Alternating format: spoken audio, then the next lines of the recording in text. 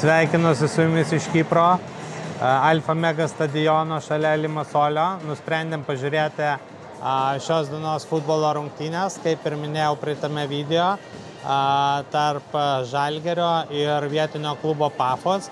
O kadangi netitinka Pafos namų klubas reikalavimų, tai rungtynės nukeltos į Limasolio naują stadioną, kurį galite matyti už manęs. Tikrai galingas stadionas. Visos tribūnos iš viršaus yra dengtos. Mes šiandien akreditavomės su Tomu kaip spaudos atstovai, tai turime erdvę su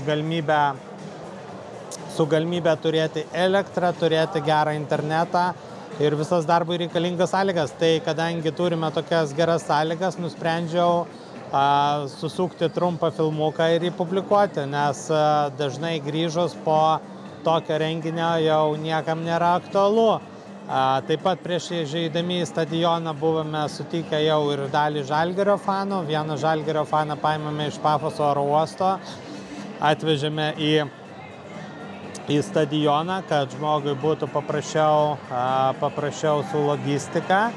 Ir jau už 4 minučių turėtų prasidėti šios dienos rungtynės.